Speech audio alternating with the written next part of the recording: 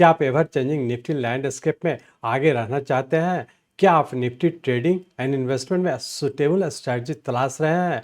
क्या आप new analysis एक पावरफुल टूल को निफ्टी में यूज करना चाहते हैं? नमस्कार दोस्तों, स्वागत है आपका डॉक्टर संजय के यूट्यूब चैनल में। दोस्तों, आज मैं doctor Sanjay Sinha, technical analyst working on new way since last 28 years. ये चैनल न्यू एनालिसिस के लिए समर्पित है। हम आपके लिए करंट स्टेट ऑफ निफ्टी पर एक्सप्लोरिंग यूट्यूब वीडियो लेकर आए हैं। हमारे लास्ट वीक के यूट्यूब वीडियो में बताए गए लोअर और अपर लेवल को निफ्टी ने एज प्रेडिक्टेड फॉलो किया है। आप लोगों ने लोअर लेवल पर इंटर करके हायर लेवल पर इस वीक में सब्सटेंशियल प्रॉफिट्स बुक कर लिए होंगे। दोस्तों, न्यू एनालिसिस के कंसिस्टेंट नॉलेज गेन इस प्रॉफिट का रीजन है। इस वीडियो में हम कमिंग वीक में निफ्टी को वेव एनालिसिस के टेक्निक से थॉरली समझेंगे। जाने वेरी शॉर्ट टर्म और शॉर्ट टर्म में निफ्टी कहाँ है। निफ्टी के वेव स्ट्रक्चर को हमारे साथ स्टेप बाय स्टेप लेवल करना सीखें। लास्ट माइलस्टोन के नज़दीक निफ्टी में कौन से सावधानी या कॉशन रखनी है, जाने। न्यू वेव एनालिसिस के उपयोग से एक्यूरेटली लेवल्ड निफ्टी चार्ट को समझेंगे। हम वीडियो में निफ्टी के करेक्टिव फॉल में इंटर करने की संभावना को भी थॉरली एनालाइज करेंगे। देखें कि किस तरह से करेक्शन आपके ट्रेड्स और इन्वेस्टमेंट को प्रभावित कर सकता है। हमारा मेन एम आपको निफ्टी के राइज का पूरा लाभ उठाने के लिए नॉलेज देना है। हम निफ्टी के इस स्टेज में स्ट्रिक्ट स्टॉप लॉस फॉलो करने की सलाह देते हैं। जानें कि मार्केट में स्टॉप लॉस लेवल कैसे सेट करें जो पोटेंशियल ग्रोथ के साथ आपके ट्रेड्स और इन्वेस्टमेंट की रक्षा करता है। जाने लोअर स्टॉप लॉस के इंपॉर्टेंस को। अपने प्लस पोजीशन को राइज पर प्रॉफिट्स बुक करते हुए आर्ट ऑफ टाइमली एग्जिट पर हम जोर देते हैं। हम एग्रेसिव पोजीशन बनाने से बचने पर जोर देते हैं। हम छोटा छोटा ट्रेड करने पर अभी एम्फेसाइज करेंगे। वोलेटाइल मार्केट इन्वायरमेंट में ट्रेंड्स को पहचानना, रिस्क मैनेजमेंट करना और स्ट्रेटजिकली प्रॉफिट्स बुक करना सीखें। जाने निफ्टी वेरी शॉर्ट टर्म में प्राइस और टाइम के किस स्टेज में है। जाने फिफ्थ वेव के कैरेक्टरिस्टिक्स। क्यों करना है फिफ्थ वेव का रिस्पेक्ट, समझें। न्यू एनालिसिस के की प्रिंसिपल को अंडरस्टैंड करने के लिए हमसे जुड़ें। आपकी निफ्टी ट्रेड्स एंड इन्वेस्टमेंट में साइकोलॉजी के रोल को अनकवर करेंगे। निफ्टी ट्रेडिंग एंड इन्वेस्टिंग में प्रॉफिट मेकिंग जर्नी को जारी रखिए। आए इस यूट्यूब वीडियो को देखें और समझें। तो बिना देरी किए और इन सभी चीज़ों को समझने के लिए चलिए हम लोग चलते हैं निफ्टी के रियल टाइम चार्ट पर। ये निफ्टी का हम लोग का डेली चार्ट है और इस डेली चार्ट में हम लोग देख रहे हैं कि 26 अक्टूबर 2023 को हम लोग का एक करेक्शन पूरा करके और यहाँ से एक इम्पल्स वेव के फॉर्म में ऊपर कंटिन्यू किया था। और उसके बाद यहाँ पे हम लोग का 16 जनवरी 2024 को हम लोग एक राइजिंग ट्रेंड कंप्लीट करके, जिसमें कि हम लोग का 55 डेज का टाइम लगा था। मतलब यहाँ पे हम लोग का शॉर्ट टर्म का एक राइजिंग ट्रेंड पूरा करके और यहाँ से हम लोग का वेरी शॉर्ट टर्म के करेक्टिव फॉल में इंटर किया था। यहाँ पे हम लोग का एक करेक्टिव फॉल जो कि एक फ्लैट पैटर्न के फॉर्म में कंप्लीट किया, जिसका सी वेव हम लोग का इस पॉइंट पे कंप्लीट किया और इसका पुनः हम लोग यहाँ से फिर से एक राइजिंग ट्रेंड में इंटर कर चुके।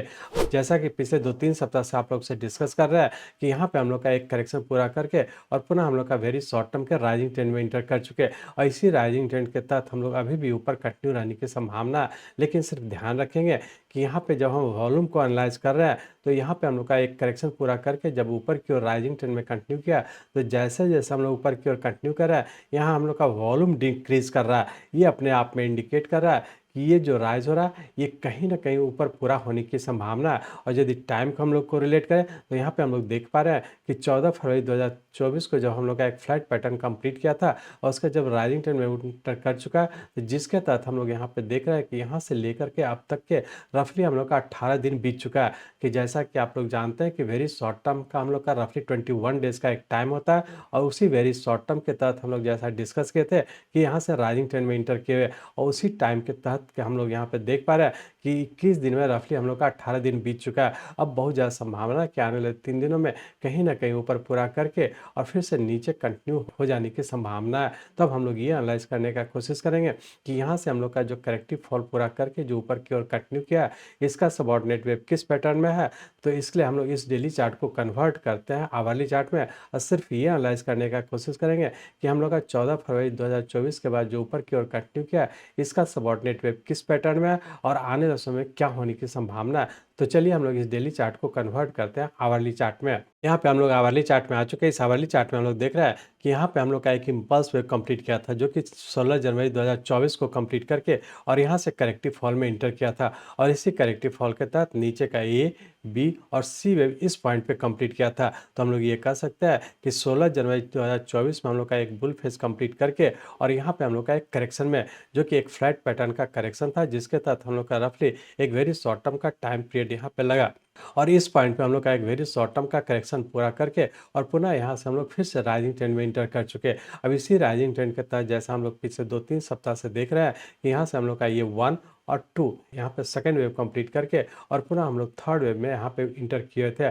जैसा पिछले वीक हम लोग डिस्कस किए थे कि लोअर लेवल पे आता हम लोग डिक्लाइन पे बाई करके ऊपर की ओर कंटिन्यू रखेंगे। और जैसा पिछले वीक डिस्कस किए थे, जिसके तहत हम लोग का नीचे का जो लेवल दिए थे 22,250 का, वो लेवल आ चुका है और ऊपर का लेवल दिया था 22,450 का, ये भी मीट हो चुका। तो हम लोग ये कह सकते हैं कि पिछले वीक में जो लोअर लेवल दिए थे वहाँ पे आप लोग जरूर बाई किए होंगे और ऊपर के लेवल पर जो प्रॉफिट बुक करके एग्जिट हो गए होंगे। लेकिन ध्यान रखें कि अभी भी हम लोग का ऊपर कंटिन्यू है। सिर्फ हम लोग अब इंट्राडे के पॉइंट से स्टॉप लॉस को चेंज करेंगे और वेरी शॉर्ट टर्म का जो हम लोग का स्टॉप लॉस था, जिससे कि हम लोग आप लोग को ध्यान दिया हुआ है पिछले 3-4 वीक से पहले हम लोग का जब फर्स्ट बार हम लोग का यहाँ से करेक्शन पूरा करके ऊपर जब कंटिन्यू किया था, उससे हम लोग का फर्स्ट स्टार्टिंग लेवल 21,530 का था और यही हमारा स्टॉप लॉस था।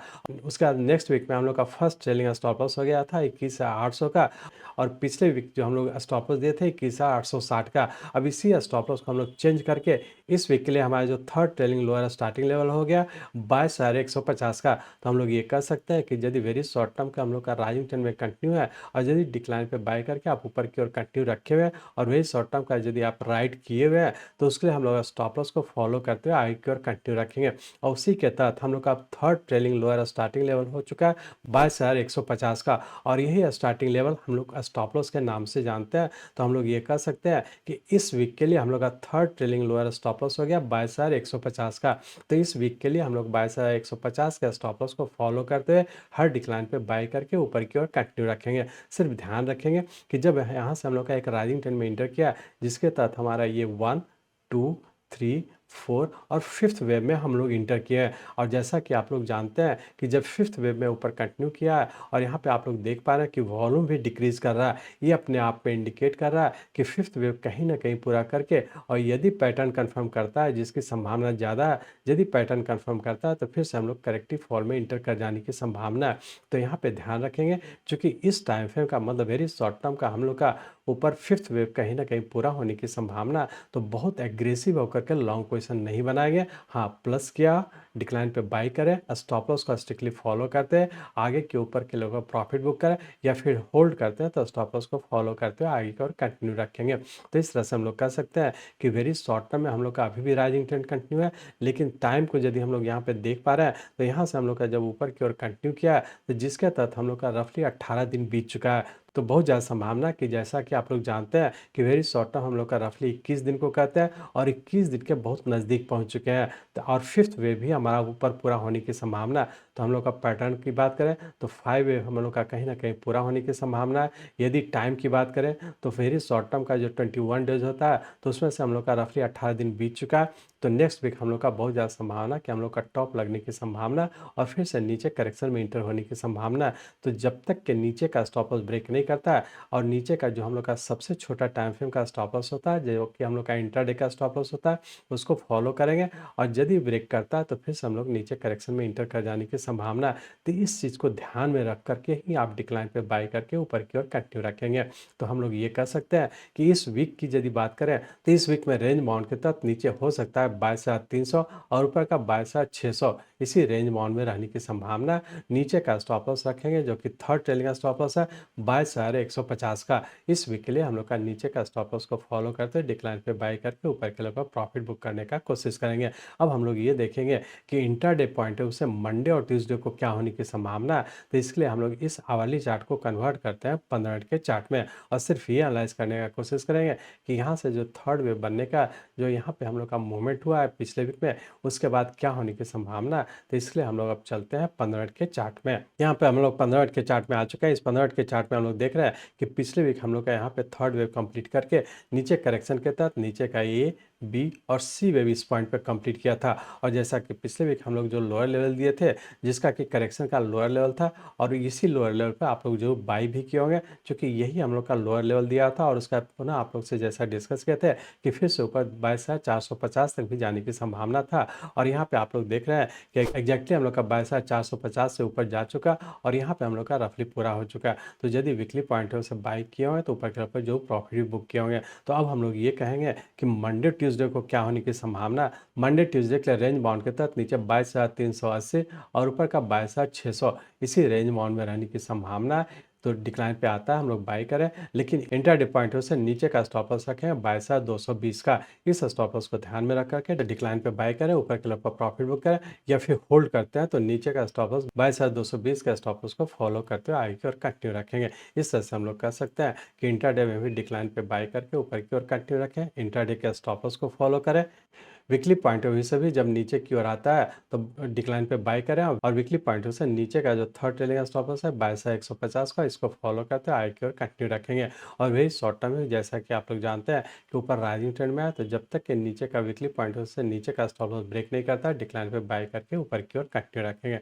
इस तरह से हम लोग कर सकते हैं कि वेरी शॉर्ट टर्म भी हम लोग का निफ्टी अभी राइजिंग ट्रेंड में है, वीकली पॉइंट ऑफ व्यू से भी हम लोग का अभी राइजिंग ट्रेंड में है, और इंट्राडे के पॉइंट ऑफ व्यू से भी हम लोग का राइजिंग ट्रेंड में है। तो तीनों ही टाइप का जो स्टार्टिंग लेवल है, जो कि स्टॉप लॉस के नाम से जानते हैं, उसको फॉलो करते हैं हम लोग आगे की ओर कंटिन्यू रखेंगे। मैं चाहता हूं मेरे जीवन का लक्ष्य है इस मार्केट में कोई भी लूजर ना हो। इसको आप सीखें, लोगों को सिखाएं, लोगों को मदद करिए। हमारे साथ जुड़े रहने के लिए, आज के वीडियो को ध्यानपूर्वक अटेंड करने के लिए, इसे दूसरों तक पहुंचाने के लिए आप सबका बहुत बहुत धन्यवाद। जय हिंद।